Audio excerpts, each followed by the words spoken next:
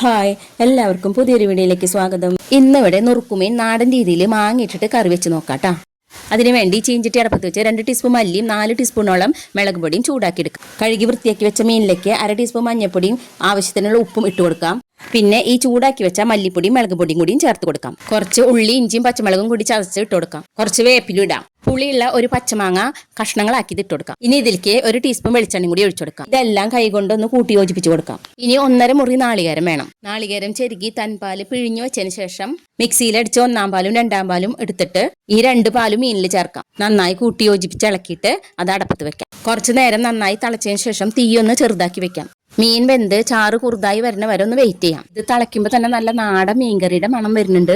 ഇതിപ്പോൾ നന്നായി തിളച്ചിട്ടുണ്ട്, ചാറ് കുറുതായി തുടങ്ങിയിട്ടുണ്ട്, മീൻ കഷ്ണങ്ങൾ വെന്തിട്ടുണ്ട്, അതുപോലെ തന്നെ മാങ്ങ കഷ്ണം നന്നായി വെന്ത് ഉടയാതെ കിട്ടിയിട്ടുണ്ട്. അപ്പോൾ ഈ പരിവാകുമ്പോൾ നമുക്ക് തൻപാൽ ഒഴിച്ചു കൊടുക്കാം. തൻപാൽ ഒഴിച്ചു കഴിഞ്ഞാൽ പതുക്കൊന്ന് ഇളക്കി കൊടുക്കാം. ഉടഞ്ഞു പോവാത്ത മീനായ കാരണം കയ്യിൽ വെച്ച് ഇളക്കിയാലും കുഴപ്പമില്ല. ഇനി ചാറ് കുറുതായി വരുന്ന വരെ ചെറിയ തീയിലിട്ടൊന്ന് തിളപ്പിക്കാം. ഇത് തിളച്ചുകൊണ്ടിരിക്കുക തന്നെ മറ്റേ അടുപ്പത്ത് ഒരു പാൻ വെച്ച് കുറച്ച് വെളിച്ചെണ്ണ ഒഴിച്ച് ഉള്ളി എരിഞ്ഞത് ഇടാം. മീൻകറിയിലേക്കൊക്കെ കുറച്ചധികം വെളിച്ചെണ്ണ ഒഴിക്കണതാട്ടാ നല്ലത്. കുറച്ച് വേപ്പിലും ഇട്ട് ഉള്ളിയും വേപ്പിലും നന്നായി മുരിഞ്ഞാൽ അത് മീൻകറിയിലേക്ക് ഒഴിച്ചു കൊടുക്കാം. നിങ്ങൾക്ക് എല്ലാവർക്കും അറിയായിരിക്കും, എങ്കിലും ഞാനൊരു ടിപ്പ് പറഞ്ഞുതരാം. ഈ തൻപാൽ ഒഴിച്ചതിന് ശേഷം അതുപോലെ തന്നെ ഉള്ളി കാച്ചിയതിന് ശേഷം കുറച്ച് നേരം കൂടിയും ചെറുതീയിൽ നിന്നിട്ട് തിളപ്പിച്ച് കഴിഞ്ഞാൽ ഇതിന് നല്ല റെഡ് കളറായി കിട്ടും. ചാറെല്ലാം കുറുകി എണ്ണ തെളിഞ്ഞ് വരുമ്പോൾ നല്ല കളർ കിട്ടും. അപ്പോൾ സിമ്പിളായി നല്ല മാങ്ങിട്ട് വെച്ച മീൻകറി ഇവിടെ തയ്യാറായി.